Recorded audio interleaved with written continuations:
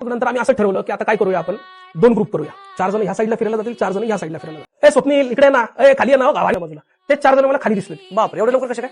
तोच प्रश्न मला आला. मी म्हणलं हे मस्करी करतायत म्हणलं. तर माझा मित्र पण आला जवळ. म्हणून तुला काय दिसतंय? म्हणलं अरे एक की 4 जण खाली थांबलेत, म्हणलं आपली मस्करी करतात. म्हणलं एक काम कर, म्हणलं तू फोन कर त्याला. म्हणलं ठीक आहे. आणि असं शेजारी थांबून आमचं डिस्कशन चाललंय, त्याच्याकडे बघत त्या मुलाला काय कोण दिसत नव्हतं, पण मला दिसत होते. जो व्यक्ती मला आवाज देतोय त्याच व्यक्तीला मी फोन केला. तो फक्त हात वर करून मला आवाज देतोय आणि इकडे तर मी फोन लावलाय, रिंग वाजते. त्यांनी फोन उचलला. म्हणलं काय रे बाबा कुठे आहेस तू?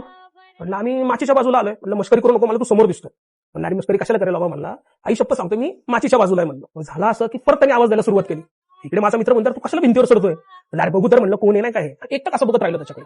काही क्षणासाठी तर मला असं जाणवलं की माझा बाहेरच्या सगळ्या जगाशी संपर्कच तुटला. पण त्या समोरच्या 4 जणांचा मला दिसती आकृती तिथे. तेच मी बघतोय आणि एकदम असं हिप्नोटाईज झाल्यासारखं झालं मला तिथे. मी बघत पुढे कधी भिंतीवरती चढलो मला कळलंच नाही. आणि एक क्षणात काय झालं, एक कुत्रं होतं. ते कुत्रं असं आलं, झालं काय की माझा एक पाय त्या भिंतीच्या पलीकडे पडणार आणि दुसरा इकडे होता. दोन्ही पायाच्या मध्ये घुसलं ते. माझा पाय घसरला आणि तोल गेला माझा. तोल गेल्यावर माझा हात खाली टेकला आणि म्हणतो ना आपण आय कॉन्टॅक्ट जो असतो, आय कॉन्टॅक्ट तुटल्यासारखा झाला. थोडक्यात एक क्षणामध्ये तो आय कॉन्टॅक्ट तुटला माझा.